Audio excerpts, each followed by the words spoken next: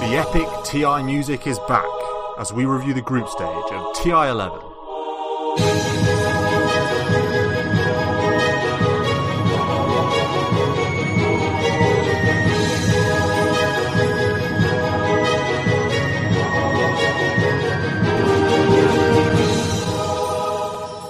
Yes, we're back with a TI intro. We probably should have done it last week with the last chance qualifier review, but it wouldn't feel right in a duo pod without Adam. But Adam's back, so the NA audience can, return to New Meta Podcast, and indeed return to TI because they've got some exciting things going on, and we'll get to that. Marco and Adam, welcome. Marco, how you doing? Excellent. Been enjoying the dotes so far. I mean, 1 billion games, obviously, too much, but from what you have been able to see, I've seen a decent amount, to be fair. I mean, it is disgusting how many games there are, but I've watched in full most EG, which, I mean, spoilers galore, this episode has been a rare pleasure, and a few highlights and a few other highlights of other games as well.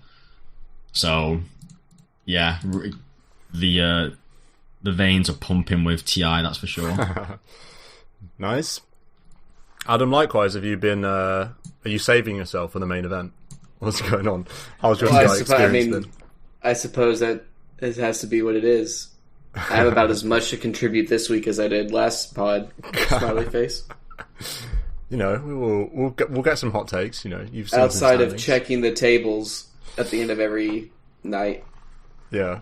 Well, we've got. I'm sure Marco will just riff off about certain things anyway, or me. EG what corner. Time do the games start for you?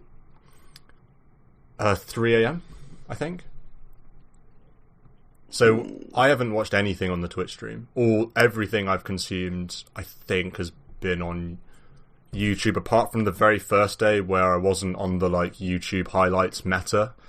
I was just going through the Twitch, but now I'm on the PGL YouTube because they have the full games and they have the highlights, so it's pretty nice. But yeah, since we did the duo pod, myself and Marco, we've had the entire group stage, all 4 days, with God, goodness me, how many games each day? 5 times 5.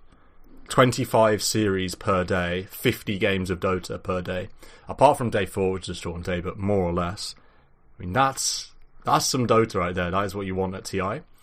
And now we're left with this bracket. And I think we'll just run through the bracket just to start things off, in case there's anyone that is watching this for results for some reason. Group A finished EG with in first with 14 wins, 4 losses, followed by Team Liquid, who came out of the last chance qualifier. They're 13-5, LGD 12-6, OG 10-8. Then the 4 lower bracket teams, Hikori and Royal Never Give Up, both 9-9, Gaming Gladiators 8-10, and Boom Esports 5-13, coming out of a 3-way playoff with Sonics and BetBoom.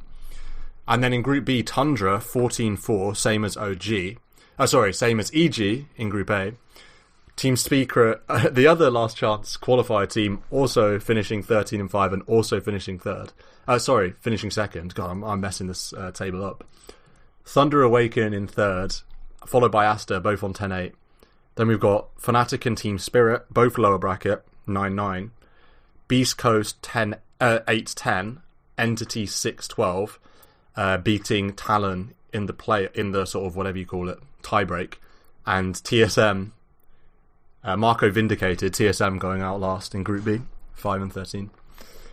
I don't know where to start. Shall we just start with EG Corner, Marco? You watch most of their games. They are, joint top if you include Tundra, but really they looked the most impressive, would you say, or what's going on? Talk to me about EG.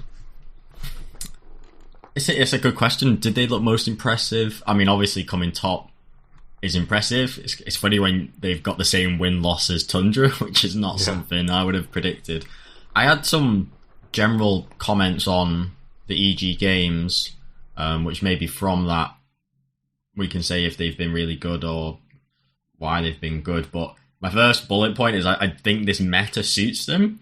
The reason being, what we see most often in these games is classic EG win lanes, mid and side lanes, mechanically win them. I think they've drafted very solid and have kind of optimized the meta faster than other teams. I think that'll change, but they've got a clear understanding of the strongest heroes and also how to beat the strongest heroes.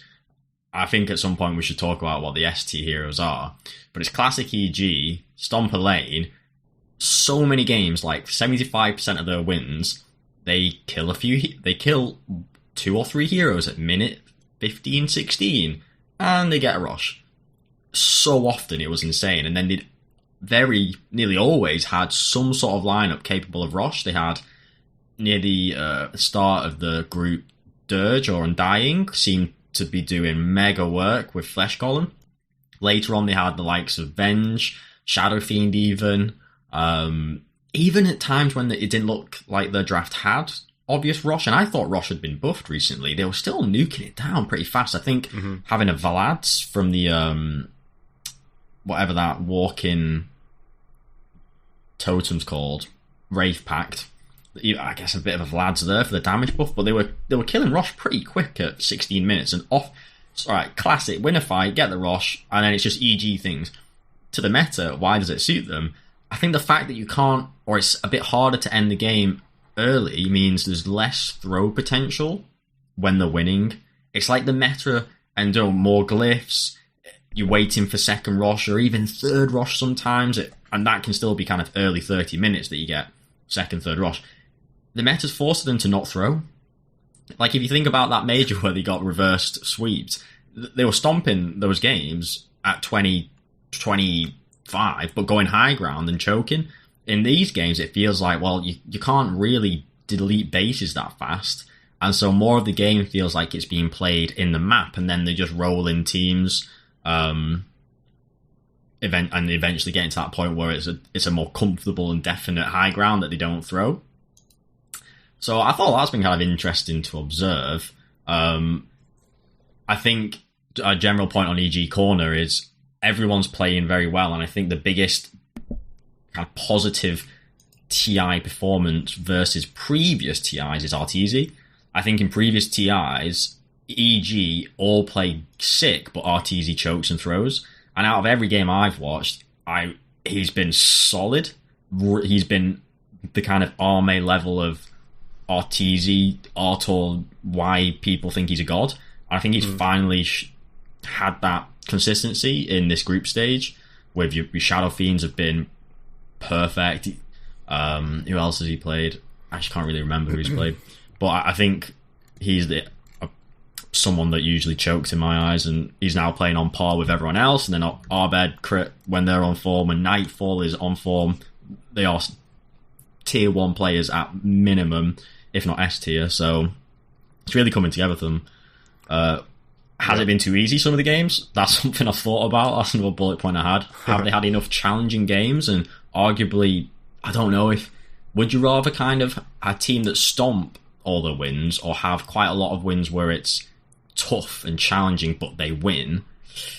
I don't know, it makes me think of TI3 Alliance, who stomped games and won TI, but then you also had OG winning TI, where they didn't stomp games, but won.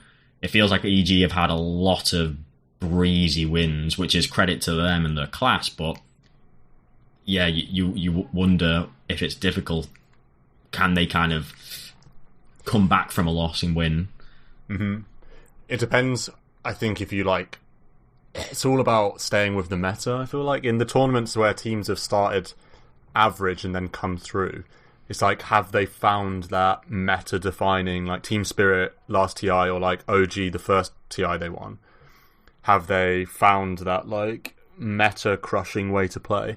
And some of the time, like OG the second time they won, it's like they just ran with it they never lost it. Where some teams, they start so well and then they sort of lose that cutting edge.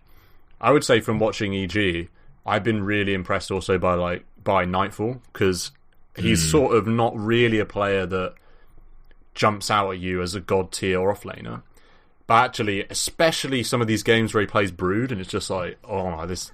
You just know they That's won't what I've lose. seen Brood picks. It's like, yeah. He plays a really good Brood, and EG play a really good Brood. Also, he loves... And this comes into the Roche play, and just in terms of macro, how they're on point, and it fits the meta. As soon as he gets that offlane tower, there's no messing around. He's coming mid, like, straight away to pressure that mid, and it just keeps the sort of pressure up, and it doesn't let sort of weird 4v3s, weird skirmishes occur. And some of the other teams I've seen are almost on that meta that you'd see a few months ago, where the offlaner plays like hard one and just stays in the offlane for ages, and then you don't get mid tower, and skirmishes happen in other parts of the map, and there's no offlaner there.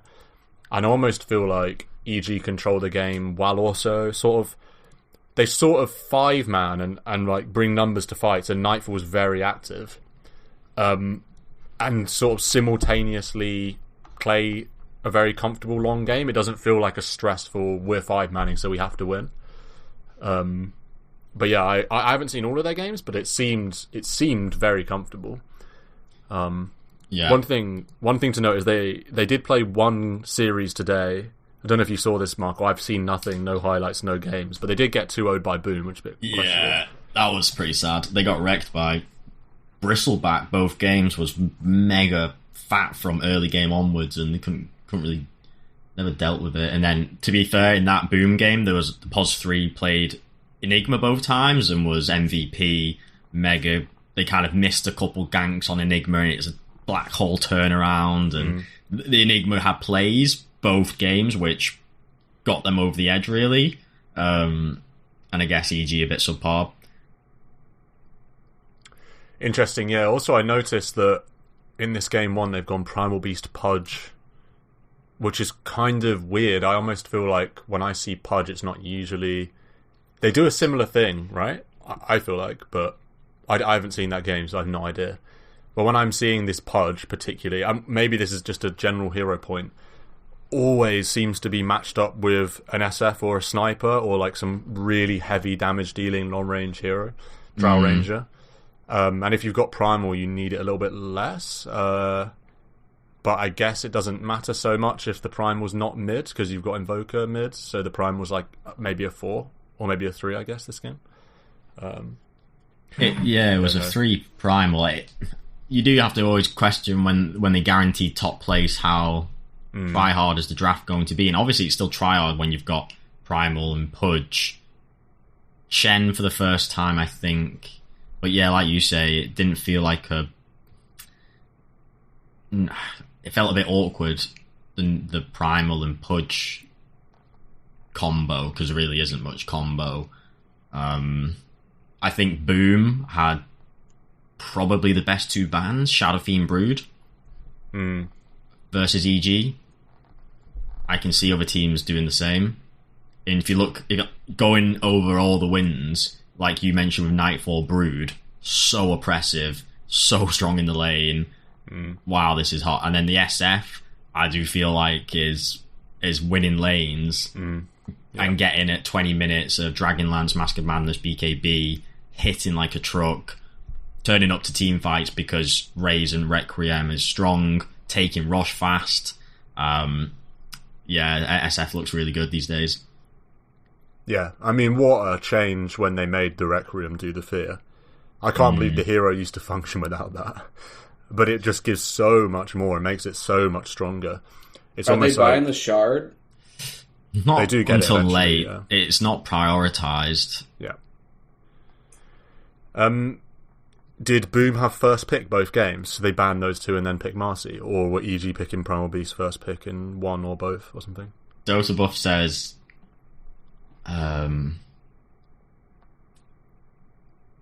what does it say? The Dire first pick? Is that right? 2 first pick. I just figured they were guaranteed 2 first pick first. primals. Okay, interesting. And they wanted to knock out Sonic's smiley face. It's brutal out there. That's so funny, yeah. Shouts out to Boom for 2-0 in EG on the final day to force the 3-way playoff, then 2-0 that. Yeah. Sonics did have it in their hands, to be fair, but they got 2-0'd by Gaming Gladiators. It was bad. But yeah, it looks very positive for EG, and let's just to round off EG. Actually, let's come back to the preview. I was going to preview their best of 3 game, but let's come back to that. I've watched a fair spread of teams in terms of the 4 games I've watched. It's been a little bit random. I did watch OG play. Oh, first of all, just OG Dota 2 needed to 2-0. Needed to 2-0 their game against RNG, and then needed. They have to play against a team that's full wiped with COVID. Like, yeah, the full classic COVID OG luck. Yeah, so funny. OG fluke. Yeah, to sneak top 4. Fluke in the flu. They also needed by Liquid. 1 game. Yeah, they needed Liquid to beat Hikori 2-0 as well, which they did.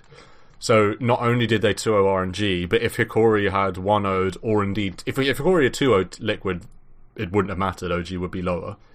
And if they'd 1-1, there would have been a tiebreaker, but it didn't matter because Liquid did the reverse NA, like looked out for their EU West brothers and got the very, very comfortable 2-0 over Hikori, which is unfortunate for them because it would have been an absolute scalp for this team that everyone had last to get an upper bracket spot. I know, yeah.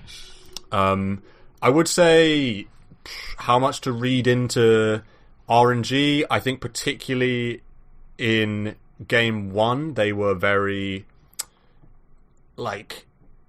disjointed and bad, and I would say OG had a really nice team just draft win. I don't know how much, maybe the long COVID brain couldn't draft for RNG, but you're drafting a lineup with no stuns because you've got Disruptor, Dirge, Pango, Drow, Dawnbreaker. There's no instant stuns on any of those heroes.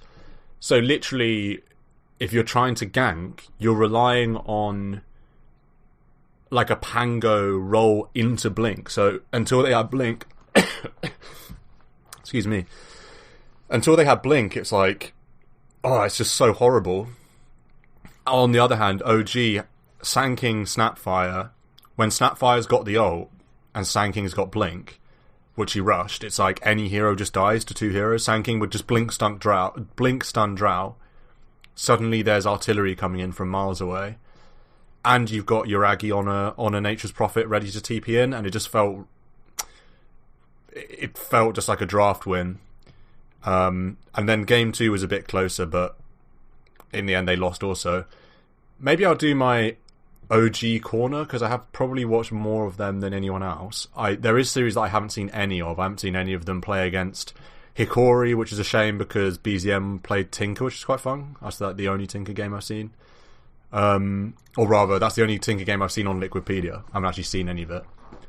But they seem alright. I did think it was over for them when they lost that game 1 against Team Liquid, where, I don't know, do you know about this? The 2-hour pause thing? Yeah. I saw. Abandon bug? The abandon bug, yeah.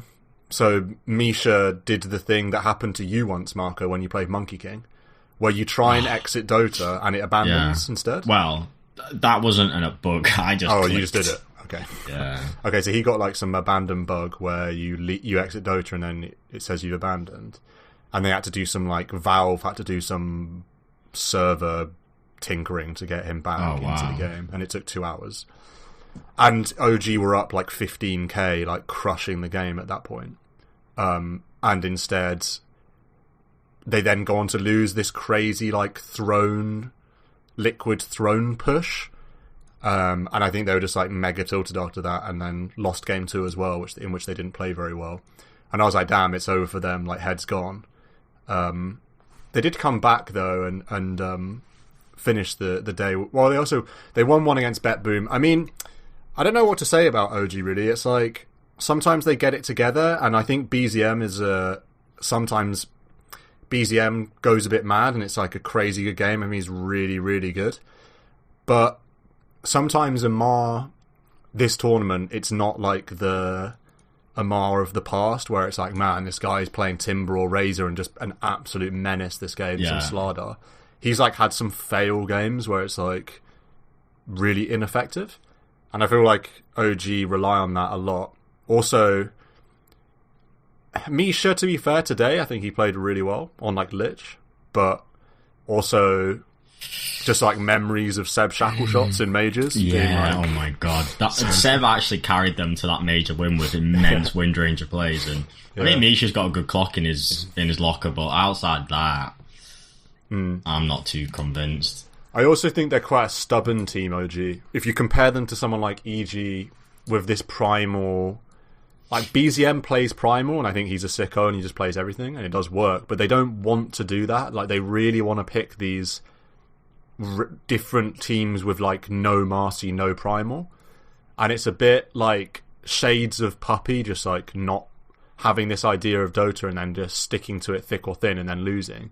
Like, they always allow some Marcy or some Enigma or some SF to the enemies. And today they finally, I think, at least incorporated some of that. They got SF, like first pick SF against RNG, which is unusual. So they're coming round, and they're trending in the right direction with a 2-0.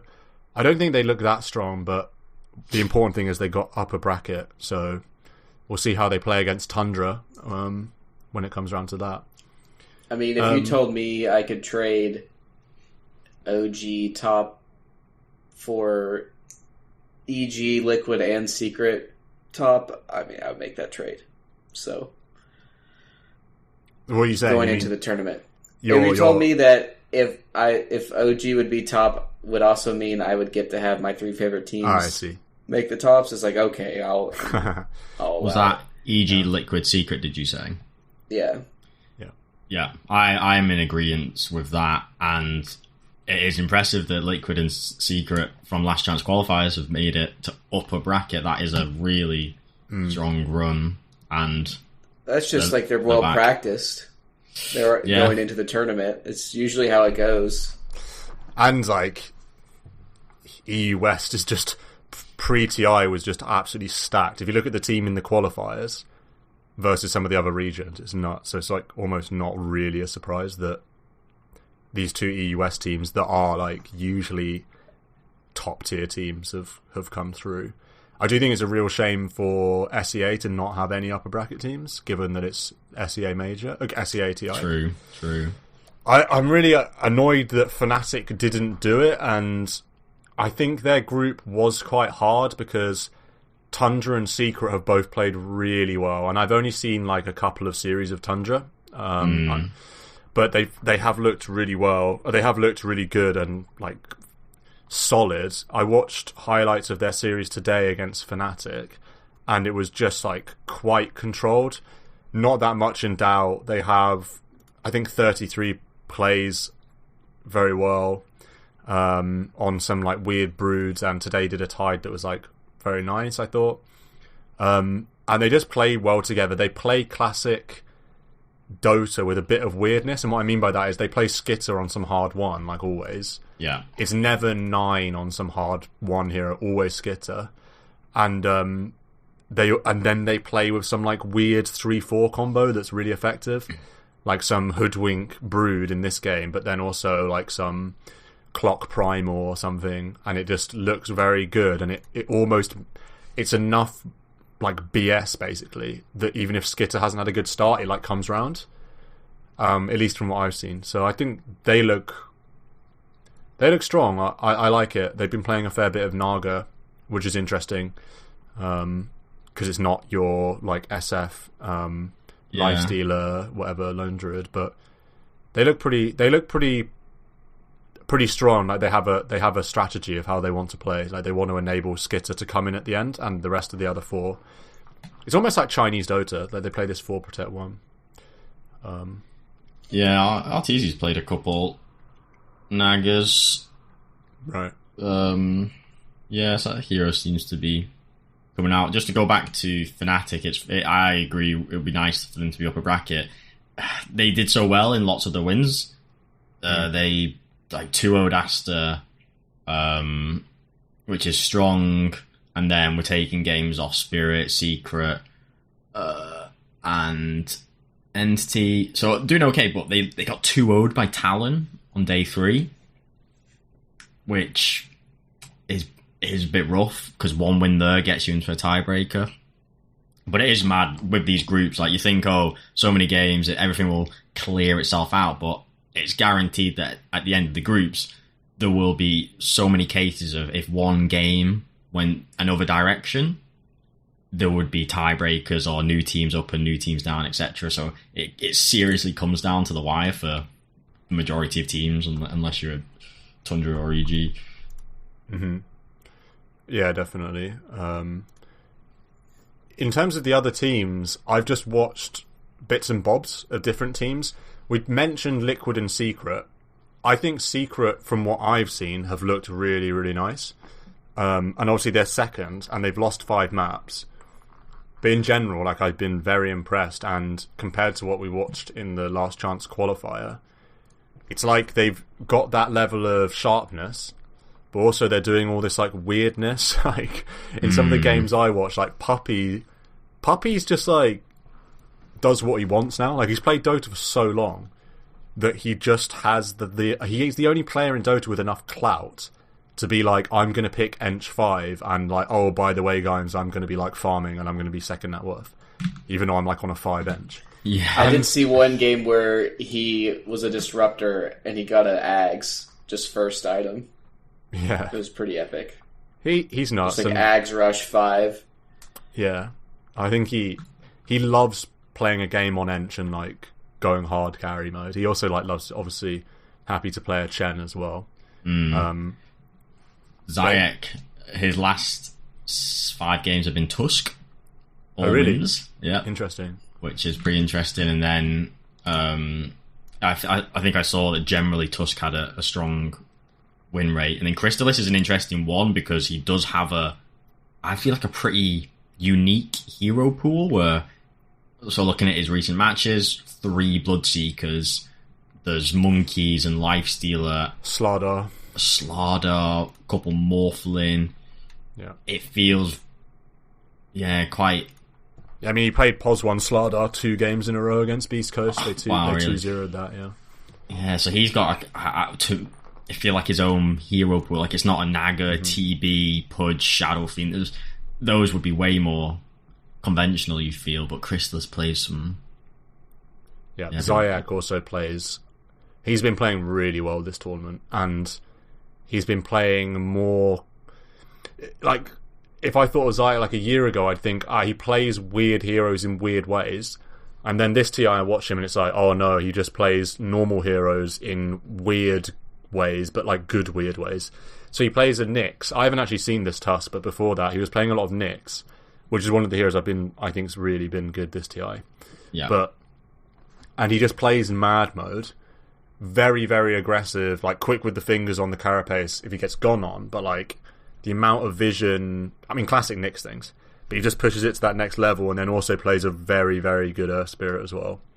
And I think that's been like very, very nice. I think obviously they have Nisha, who's like a god, best player ever if you ask Yapsor, and Rezo, who's been, fine, but I've been really impressed with, if we take puppy weirdness out of the equation, then I've been impressed with Zayek a lot, and Nisha. Nisha's like god mode, and then like you said, Crystalis gives them, and certainly gives Puppy like a lot of options. Like he's happy to play. I saw him play a POS1 Viper, where he was like level 1 at like 4 minutes and was 0-3, and it didn't matter, they still won because Puppy was like farming instead, weirdly. So gives them options.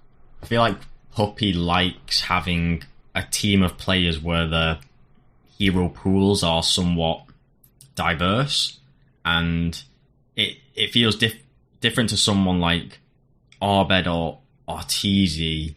If I think of them, I feel like even like if I think of them, I feel like they play heroes which are meta. Like, think about Arbed, Puck every game when it was broken, Storm every game when it's broken, Primal every game when it's broken. They play the strong heroes and they play them well. I feel like with Puppy, he loves these players where they come to the table and go, bro, my hero pool is fucking weird, 1, 2, 3, Bloodseeker, or you got Zayek who's got niche, not niche, but specific heroes.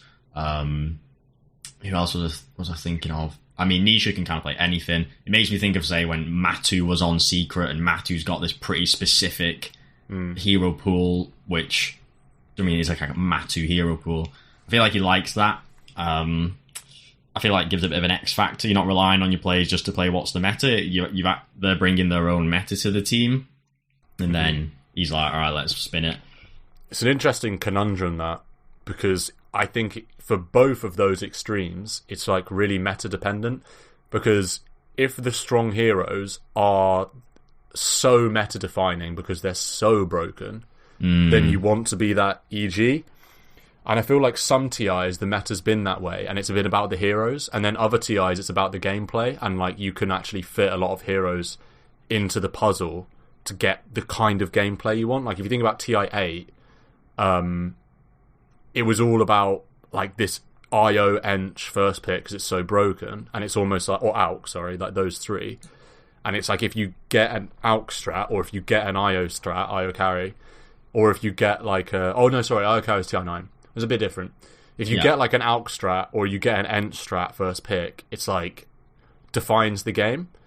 Whereas in other TIs, it's like, say TI9, outside of IO, which was the only strat like that, it was more about this like monkey business meta where you could actually pick a lot of different heroes as long as it enabled that playstyle. So I don't know what it's going to be in this TI, but it feels like the strongest heroes are more about, I don't know, it's difficult to say actually, I really don't know. Is it going to develop to a point where SF, say for example, is so strong that it's about the hero, like Marcy's so strong that it's about the hero, Enigma's so strong that it's about the hero, as opposed to it being about a strat that Primal Beast is good at, or a strat that Enigma allows?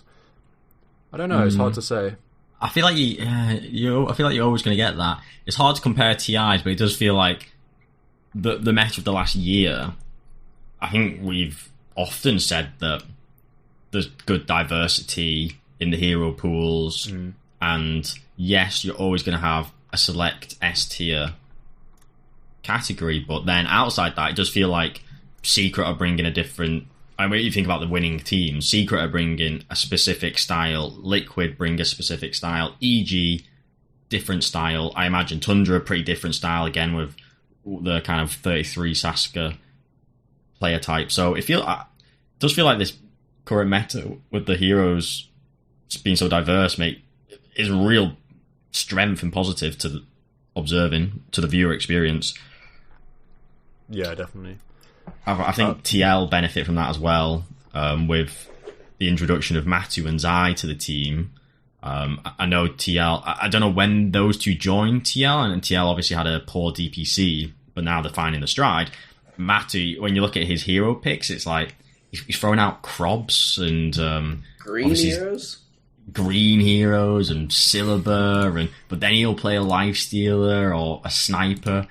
He's got a pretty wacky hero pool, which allows your draft to be really quite elastic. And I mean, Zai is kind of not necessarily a quirky hero pool, but can bring kind of spice to the table as well. So I feel like those teams definitely have their own thing going, and it'll be interesting to see what comes out on top. Yeah, Liquid's another good one. I've also been really impressed with Mike, actually. Like, as a player that I think used to be just young and inexperienced, and now is like done enough TIs, a couple, whatever he's done, that actually just plays really solid. I think that's been massive, because you sort of know you're gonna get goodness out of Zai and Manmatu. Yeah. You sort of know what you get. They're known quantities. They're very, very capable players. But Mike, you could imagine him having like a bit of uncertainty, but it's actually just he's got a style factor. Well. It's a bit like Nisha now, where they're so good. Or I guess it's like BZM in a year or two, where they're so good that they can carry you games from the laning onwards. And it's funny, you think back to TL under the Alliance banner, which was 3 years ago maybe, where they were choking the Gyro pick, or they choked one of the picks in the draft. I guess that was 3 years ago. Something like that, yeah. Yeah, so and they used to be this kind of young and promising upcoming team, and they're now kind of very solidified and finding the stride. And TI choke is definitely a thing, and arguably C teams are feeling that. Maybe also the pressure, but the likes of Nisha and Liquid now are players where they've got the experience to play solid, at least in the hotel. It's also really nice, the Matu Mickey combination, because what you said about Matu being happy to play like green heroes like Krob, also he's been playing quite a bit of Pudge, I've been seeing. Yeah. And it means that Mickey, because obviously he used to be POS 1, it means that Mickey can play some SF mid, and he's basically playing 1. And it works really well, like he's very comfortable doing that. And you can have games where you give Mickey some Primal Beast and then Matu, or some whatever, Lesh, and then Matu can play like a Stealer, or like a, I don't know, Naga. I don't know if he's played any Naga, but like, you know, He's a harder got carry. Sniper and Drow in the pools. Yeah. Yeah, definitely. It is diverse. I think I'll have a quick word on LGD and Team Spirit, last year's finalists. First of all, LGD. So they came third, 4-4-1. After day one, what were they? 2-4. But I think all's well with LGD from what I've seen. Like the games that they played most recently. I mean, they won to Bet Boom today. I haven't seen that. I haven't seen game 2. I just watched game 1 highlights, which was an LGD like quite comfortable. I don't know what happened to them in game 2, but they've been 2-0 in games before that, like 2-0'd RNG, like 2-0'd Boom. They definitely look very much beatable, but I'm not super worried. Like I think they're pretty solid, and they play Secret in the BO3 in the upper bracket, which I think will be a really good game. Oh yeah, that's almost like my pick of the BO3s, but I think there's. Go on. You say they've been solid, and it is such fine margins where you win one more game, and rather than having to play Secret, you could be playing Thunder Awaken. And if you look at Group B, Secret are 13-5, Thunder Awaken are 10-8. So that's a 3 swing. That 3 swing says a lot, and I mean implies quite a big difference of performance. Whereas second to third place of Group A, Liquid to LGD, is a 1-win swing. So it does feel rough that they've missed out second place by a game and now have to play Secret over a week of Thunder Awaken. I think they'll be a bit peeved at that. But washing faces being PMA still obviously going to happen. Washing faces. But I do think they'll. Yeah, I think that is a bit rough. But what can you do? I mean, that's the premier matchup. That is a premier matchup. Yeah, that is. I mean, that's like upper bracket final. EG has to be counting their blessings that they got Thunder Awaken. I think that's without question the weakest team. Yes. Of the 8. So EG were able to choose Thunder Awaken or Asta, and then Liquid are given the other team. Yeah, I'm pretty sure that's how it happens, right? Yeah. And then Tundra chose LGD or OG, so they chose OG, which made teams. Wait, is that right? I'm not sure. Isn't it just guaranteed? Isn't Secret it just plays based? LGD. Was there choosing? Yeah. Are you sure there was choosing? I feel like first place gets to choose. Awaken is third, and EG is first. So one went in phase 3. True. That's true. Yeah, there must be. Well, actually, to be fair, Awaken and Astra are equal. I mean, they're tied, but yeah, I think it's top of the group chooses right. One of the third or fourths. Okay, interesting for Tundra to choose. Actually, I guess you would just choose OG regardless of history. Yeah, but. Yeah, you'd rather play OG than LGD. Yeah, I think so. One thing I would say about LGD that's really promising for them, two things actually. They're the team that I've seen the most of comebacks. So I actually don't think there's been that many comebacks in this TI. I think teams are really good at not throwing. And LGD are the one team that are consistently able to come back into the game. And which shows a point of the one point is if they can sort their laning and early game out, they're going to be like monsters, because they're really struggling with that. Like comparing their laning to EG, it's like very very different. and also that early game, they haven't quite got it. Like, they're not probably not used to coming out of lanes without an advantage because they're just like so good, and so they're struggling. The other thing is the reason they're able to come back into this games is their spellcasting is just like on another level compared to other teams.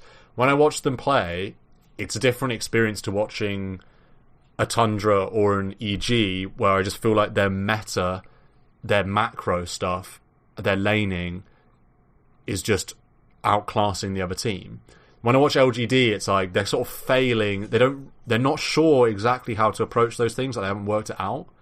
But then when they have their backs against the wall, like they're down 5k something, the spell casting, like the pure skill of the team fight, like allows them back in. And I haven't seen another team that's been able to do that quite as well. Like, particularly, there's one game I saw them where they played against Sonics and they're literally losing from minute 1. They don't have an advantage the entire game. They're down a K at 5 minutes. So something's gone wrong. You're down a K at 5 minutes. And then they're down 6k at 17 minutes. So that already, for a lot of teams, they can like grind out a win. It's stable around that level between 6 and 7k all the way up to 33. They're down 12k at 35, get it back to 3k, then they're down 10k again, get it back to even, then they go down 8k again, and then they win. So it's like they're down literally the entire game, and they're like, I watched this game and it was like just pure spell casting, like grind, getting picks that like mean that the other team can't push high ground. It's just like more and more and more. Just really beautiful spell casting. So if they can get it together, they'll be stronger. But they certainly don't look like the LGD of last year either way. Because LGD of last year had the insane spell casting and the like macro laning stuff as well. Yeah, there's definitely another gear or two they could find. Thinking about games where they came back, it makes me think of one of the games against EG was exactly that. Looking on Dota Buff, the kill score at 20 minutes was something like 26 EG, 3 LGD, something stupid. 10, 12k deficit at 20 minutes, which is pretty severe, and LGD were able to bring it back to a kind of 50-minute game, and they got a net worth lead right near the end, but then EG got one fight, 50 minutes, and won the game on the back of that. And yeah, perfect example of them coming back. I think when I've seen them a couple of times, I feel like the drafts, I mean, have made their lanes look really kind of weak. It makes me think they've picked a Dawnbreaker a couple of times, and one of the games I saw a Dawnbreaker, it was an SF on the other side. It got stomped. I think that was an EG game.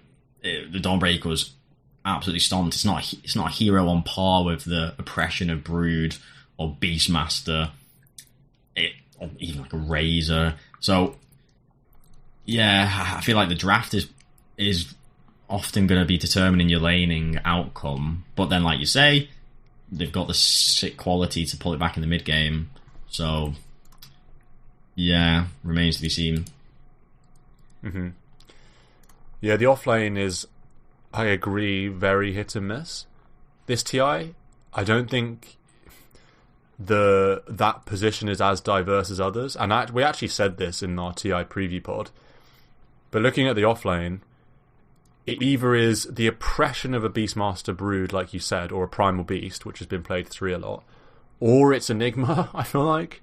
And then obviously when you have the Enigma, you have this X factor of the whole, which is something that's always been there with that hero. And it doesn't feel like there's a whole lot of room in between. When I've seen these Dawnbreakers, it's been really rubbish. I've seen a bit of Visage, but I haven't been impressed with that either. I've seen Tide, which has worked, to be fair. Tide, I guess, similar to... I guess Tide is sort of a bit different. He can be very good against certain heroes, and obviously the Blink Ravage is an X factor of that level.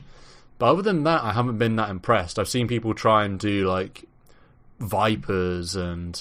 Did you say Primal Man? Yeah, Primal... Did I say Primal Man? I don't know if you said Primal Man. No, Primal is the oppression of Primal, or Beastmaster, or Brood. Sort of similar, I would say.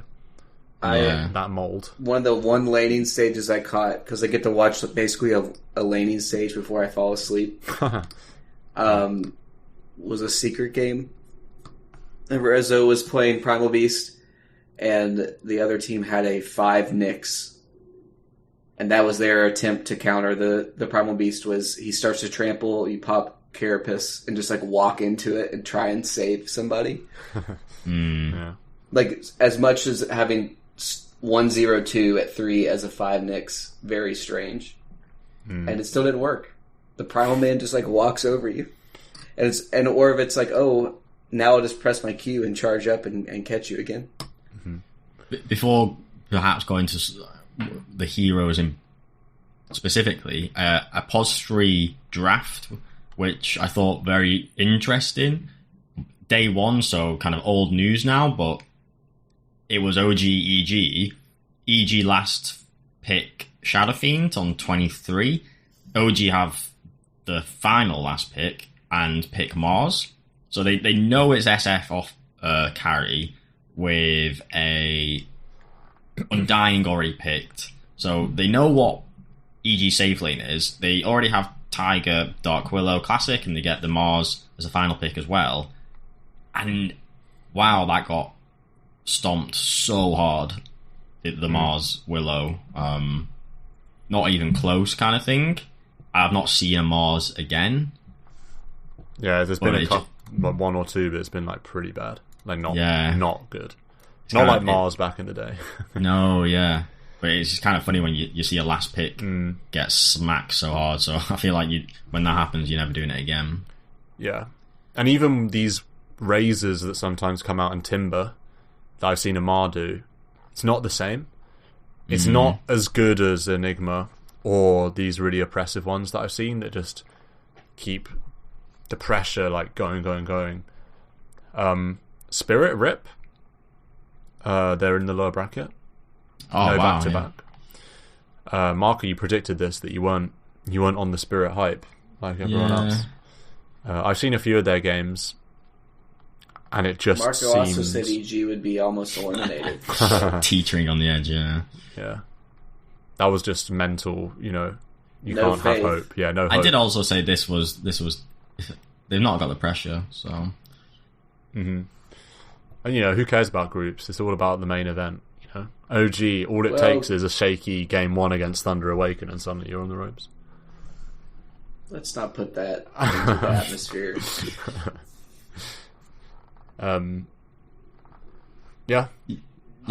Anyone else you want to mention? Any teams you want to mention before we move on? I don't think it's too surprising. Actually, I will just mention. Shout out South America, sir. Oh yeah, Thunder Awaken. They've looked really strong. Beast Coast. Neither getting eliminated. Anti-Corey. None of them getting eliminated. All 3 SA teams. Everyone's saying these guys don't even deserve to make the trip. Yeah. Yeah. 1 in tops, none eliminated. Meanwhile, NA struggling outside of EG. Yeah, it's rough that for the NA. Kokonas. Old TSM, poor Dubu.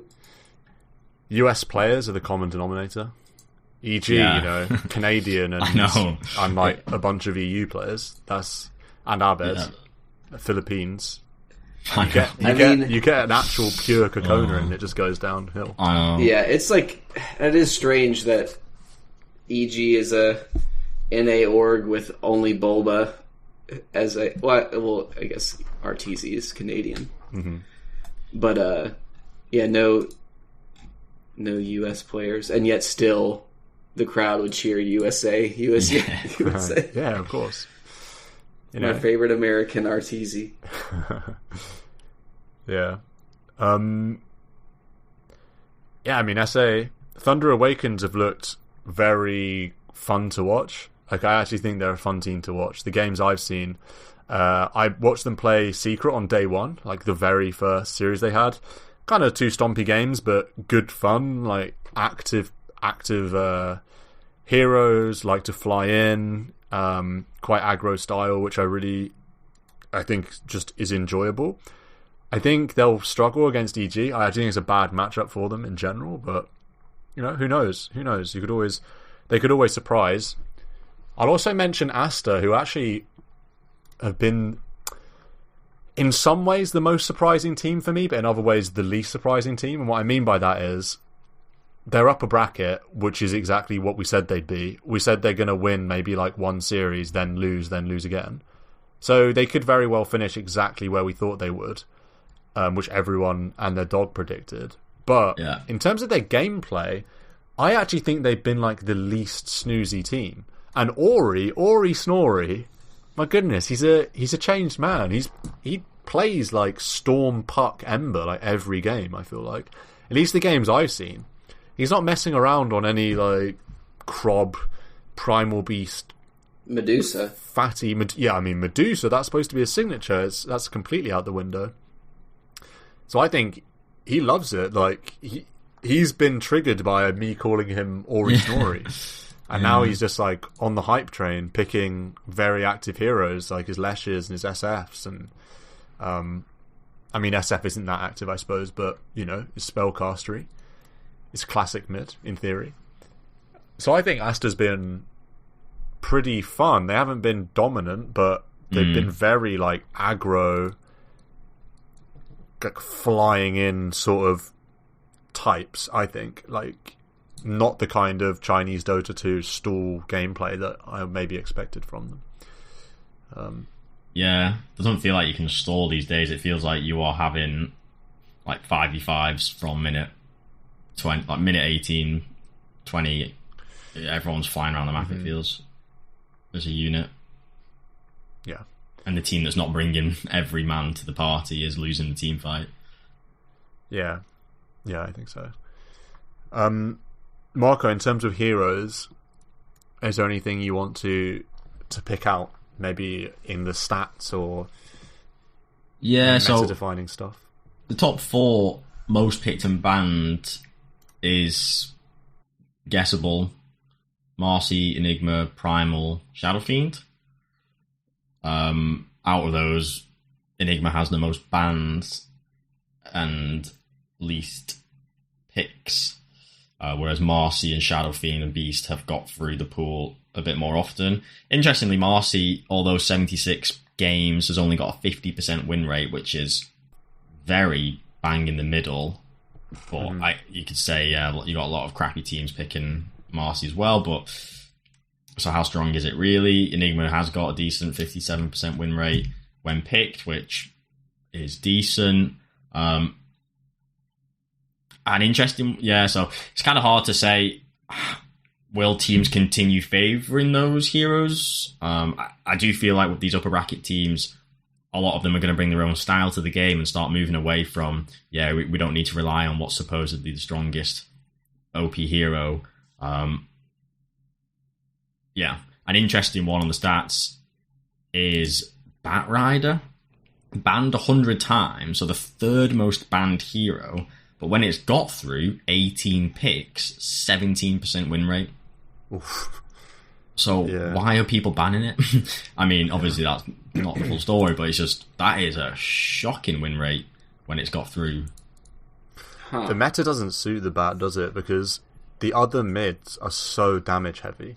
Pango does so much damage and so much poke, and obviously has Rolling Thunder as well. Lesh,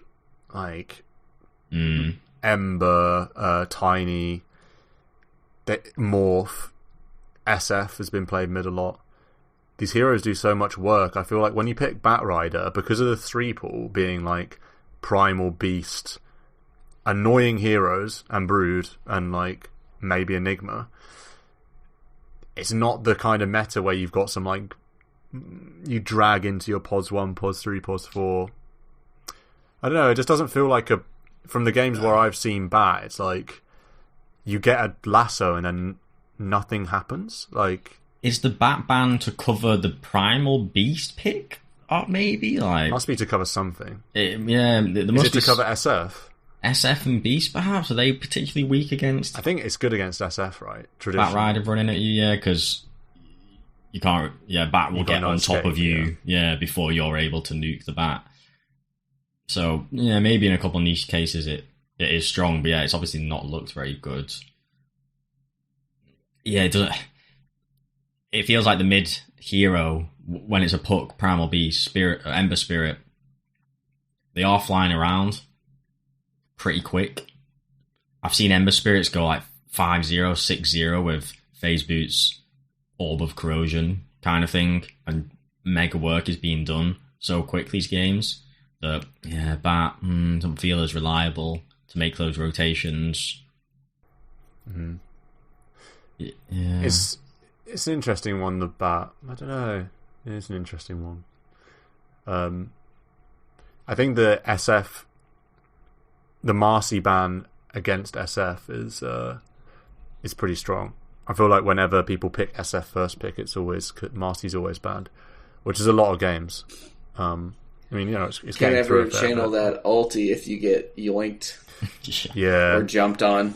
Yeah, it's pretty grim. Yeah, gap close is strong. Good to see the two new heroes in the top contested. Yeah, it is interesting. Yeah, I think the Enigma is quite an interesting one because there's no natural Enigma counters in the top 10, like top 15 picks.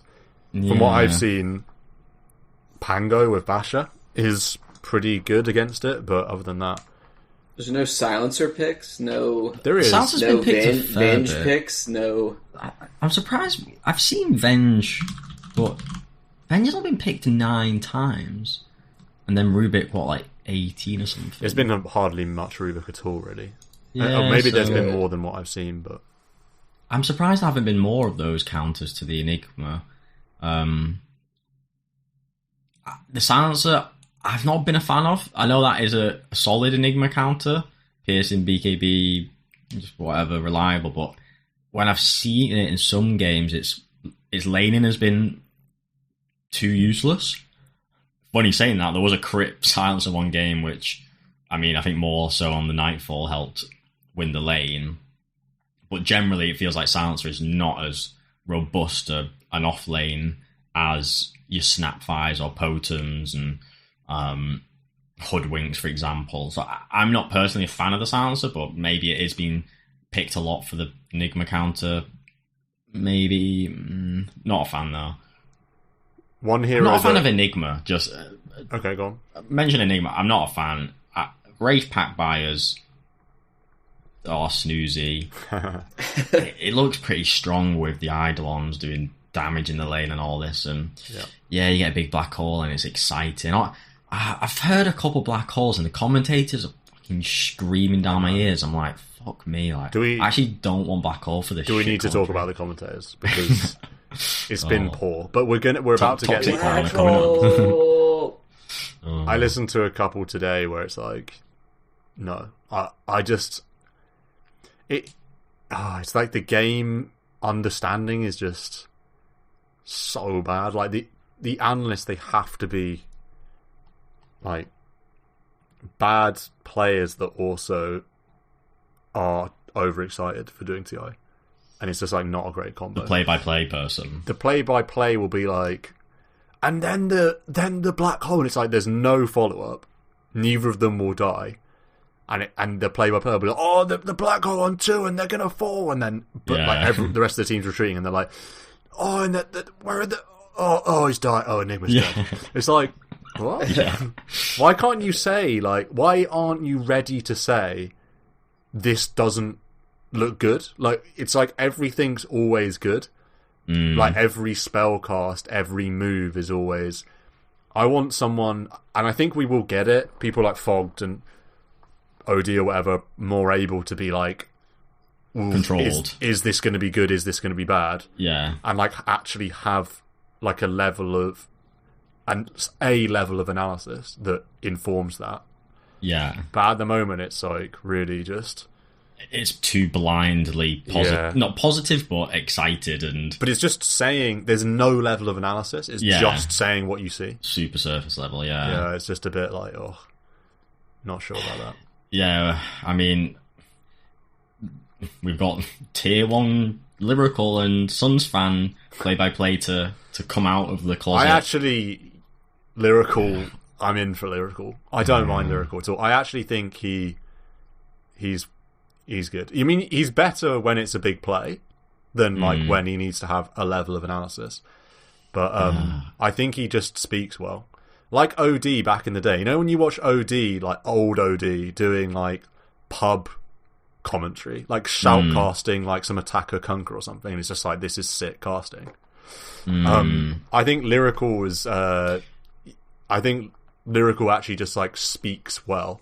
Yeah, I agree with that, and I think he is a solid speaker, but my main gripe is too much excitement or too much suave to the voice, where it's like too much of it is either overexcited or too much is like I can't try to think of a phrase where it's not like a conversational commentary. It's like trying to make a smooth remark, or not even soundbite, but like smoothly like putting a spin and passing it back to the other person in like a cool way. And it's like, I don't think we need that excessively for 40 minutes. Really, that's interesting, because I think he's good at that, but I do think that when he does play-by-play, he tries to like sometimes to try and like put a bow at the end of that's it, like a bow on everything.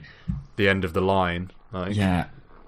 Do you think that's sort of good or bad? No, like a bit bad, like forced. Like a bit bad. A bit too forced. Like, not everything needs a bow wrapped up around you like crap analysis. Just commentate and bring the analyst in, and I don't know. I'm up for some Liverpool though, getting in compared to the people that we got now, which I mean are like they're all new, but still a lot of new.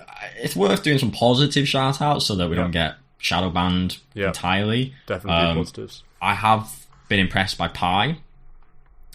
Yep. And I've been impressed by Wagger. I don't know if that's just because I'm nerdy and love the analysis and insight, but I think they've spoken well. And say with Pi, I think he's worked with his partner really well. And I know they've been casting remotely and Zoom and whatever, which makes it hard for human interaction and cues, etc. But listening to Pi, he's like really works. I mean, basically, he just says yes to whatever bullshit the play-by-play says. But he does it in like a really kind of and then gets into his own point. It's not like awkwardly dismissing it or awkwardly having to clarify it, or he deals with it very well and smoothly moves into his own analysis, which is always really good because he is a quality player. The same with Wagger. I think he speaks well. So I've really liked those two. I actually would say Gareth Gods hasn't been as bad as I was hating on Gods a little bit, but it's actually like fine. Yeah, Gods is decent. It's fine. Gods is good compared to some of the. God, I'm even saying it in like a flamey way. I just need to like not say it in a comparison way. I've enjoyed God's analysis this day. I've also enjoyed. I've also enjoyed Gareth's casting. I think it's been good. That's fine. You can say that. Cap. So he's on the list. Not appeared because seemingly tier 1. I really hope he does play-by-play. And it remains to be seen exactly what he will do, whether it's analyst, panel, host. We actually don't know. So I really hope it's play-by-play, though. Because, like you mentioned, with a play-by-play who understands the game to a degree, Cap's actually 8k? 7k? Actually a good player. He's good. He's decent at buttons. So, yeah, I feel like... And his play-by-play is quality. You remember that scene where he had the water bottle going high? Yeah. Again, he's got God, that was epic. That was epic. And I do think he's got a good balance of excitement. Yeah. And same with also, OD. Yeah, it's like exactly what you just said. It's that one level of analysis. So in that water clip, he's not just shouting what he sees, like right in front of his face. He's saying like what heroes are down and what heroes are left. Like that is actually important. Rather than just being like, oh, and now the Chain Frost, and now the Spike Carapace. Yeah, and now that's the most obvious thing on the screen, the Black Hole. And then someone's dead, and they'll be like, and then this hero falls. Like, I want it to be, like I'm watching the screen, like you said, like I want it to be like, I want it to. They don't need to say like now the Nyx assassins died. I'd rather them say like blink in 2 seconds, or like someone is respawning, or like the next thing that you don't just see in front of your face. I don't know. How are they going to control or whatever? Or like Siler the Fall, Liquid are doing it. Oh mate, we need Matt Marsden to recite the play script. He knows it off by heart. Yeah. Waiting in the wings. So I think there's only one thing, we criticize so much on this pod. Are we going to have to do like a triple cast at next TI when the like next wave of, talent have to retire because of questionable stuff? Do we just like fill the void? The new meta void fillers? Go to TI, do some casting. Well, it's such a slog to become a commentator, and I don't know how you do it. Yeah, people just devoting their lives it's to so commentate. much easier to hate on them. Yeah. Oh yeah. It is, super hard. I think what's his name? Seek and Strike? That guy. Seek and Strike, who has been casting with Pilot Okay, is that it? Yeah, I think he's been solid. Yeah, I think so. Yeah. I think the only thing left is to talk about like bracket games, bracket prediction. Should we whiz through that quickly? So the games that there are at the main event: EG versus Thunder Awaken. EG. Okay, yeah, let's just EG versus Thunder Awaken. 2-0. 2-0 EG. Well, I think you've got to go with that, right? That is Hey, I do want to say as a quick aside, we have had our 1K GPM game. Oh, have we? Well, Yuragi. On what? Alk. Someone got 1K on a Lesh. Do you see that? Someone got 1K GPM. No, I did not. There have been 4 Alk games, and they've been like 700, 800, 900, and 1,000 GPM. So we got one. Good old Yuragi. Getting it done. Yeah, I agree. I think I would like to see the Lesh 1,000 GPM. Yeah. That is insane. That's nuts. I feel like it's only possible on ALK or like an AM that's like 20-0 or something.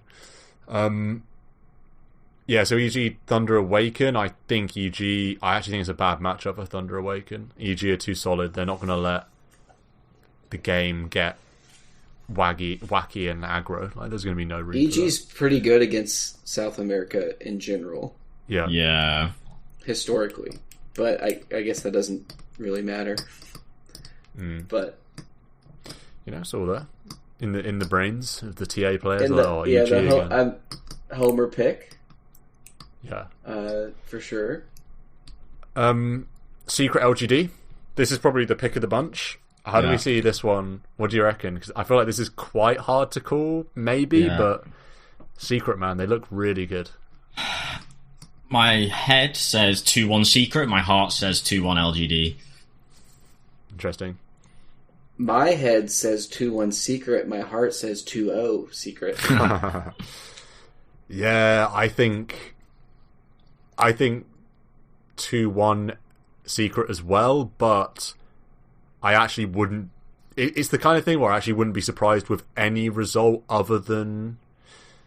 I actually wouldn't be surprised with any result, actually. Like, I could see a 2-0 for either team. Like, if LGD just find it, like, game 1 they just find it. Or if they're just not at the races. Because they've been varied. I think Puppy will win at least one game. I think he'll be able to... That's fair. If he like loses the first game, I think he'll be able to draft and claw a game back from his experience. That's fair. Tundra OG. How do you resist the OG magic at TI? It just happens. I wrote them off. So for the group stage, I was like, "There's no way they're going to get this like 2-0 into 2-0." But Tundra won the group, so I think it'll be 2-1. I think Tundra might win 2-1, but I do think OG will win a game.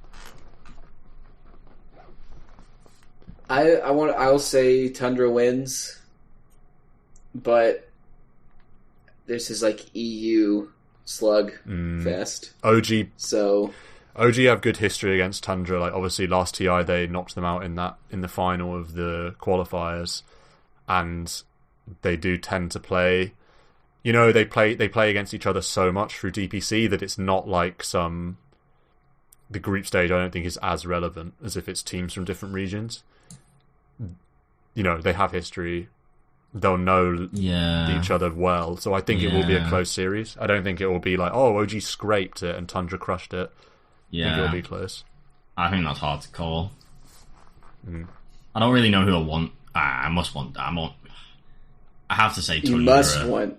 I must want Tundra. But it's kind of sad that they're upper bracket round 2. You want Tundra because you don't want OG, surely. Yeah. You're not like, oh my god, I really want to see like the Tundra That's exactly players. it. But fucking Skeeter upper bracket, like what, top 6 is it? If you win first upper bracket game. Why aren't you cheering for the London-based team? I'm really. What, Tundra? London based? Yeah. Oh, they? Didn't know that. Yeah. Oh, that's what it says on Wikipedia. Professional org in London. Oh yeah, that's cool. Do you not want to Ali see 2000 as coach?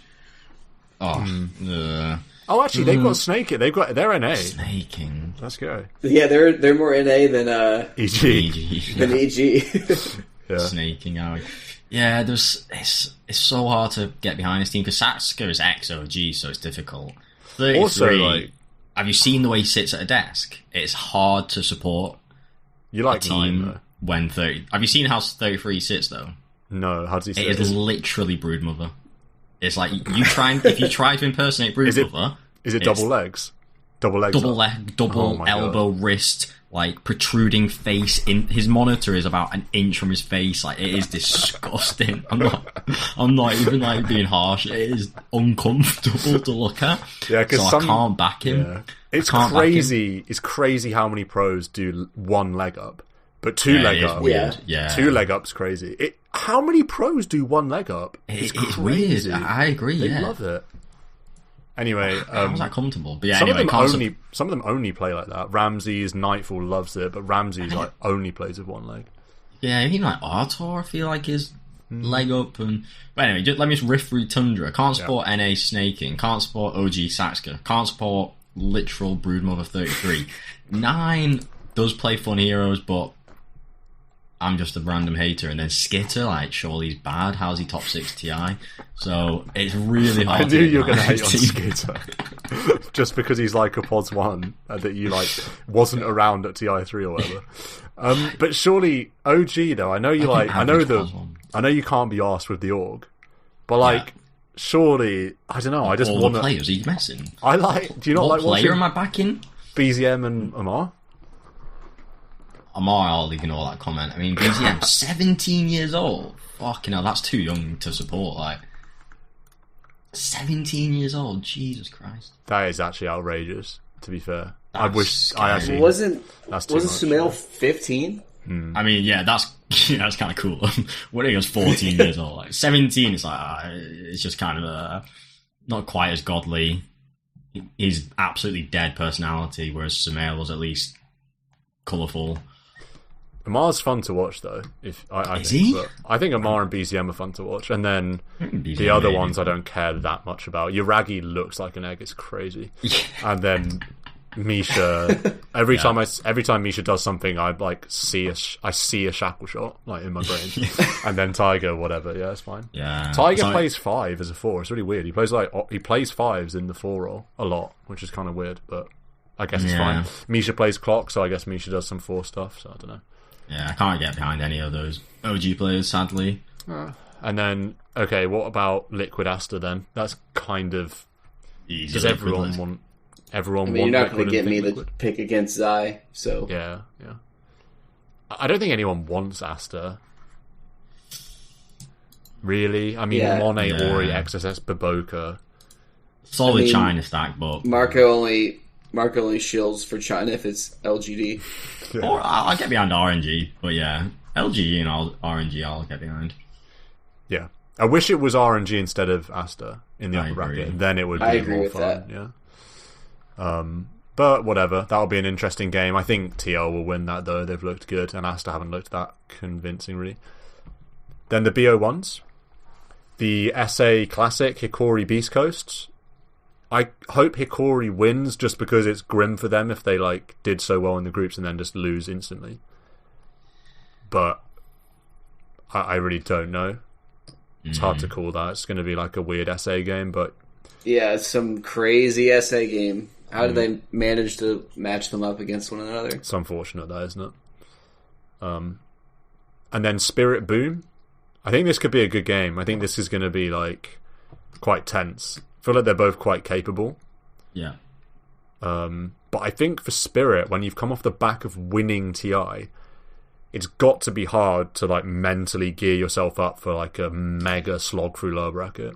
Yeah. It's not going to be like a Boom or like a Hikori where they're like, oh my god, we're at TI main stage, let's win a game. For Spirit, it's like, we've already mega failed, so it's like we're already just kind of feeling bad. Do you know what I mean? And it's like so impossible for them.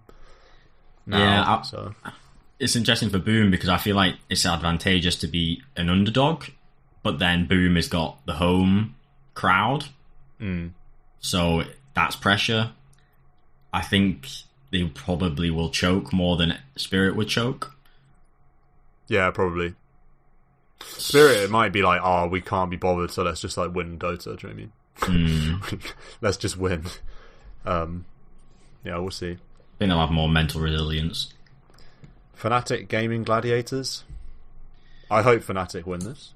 Yeah, I'll go Fnatic for the home field. I think it's fun, Yeah. I mean, I got nothing redeeming about gaming. So, yeah, Fnatic have got a lot going for him. The only thing that I like about gaming is their coach is Immortal Faith who does the guides. So, you know, that's cool. Final best of one. Royal Never Give Up versus Entity. RNG. Are they going to be able to play? Let's hope. I don't want old Z Drawler to move on.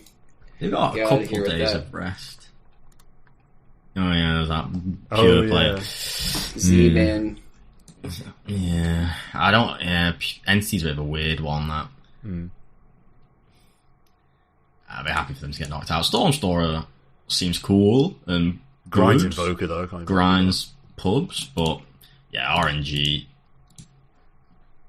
will have to get through, and hopefully they can recover over these next couple of days and come out strong. I hope RNG get through. I have a feeling Entity will win that game, but I really hope RNG go off. It's such a good squad. Yeah, like old school LGD basically. Yeah, definitely. Yeah, it's like old school LGD with Kaka, who's like famous sicko, and then Ghost, who's almost looked like their best player, unless someone just goes off on one.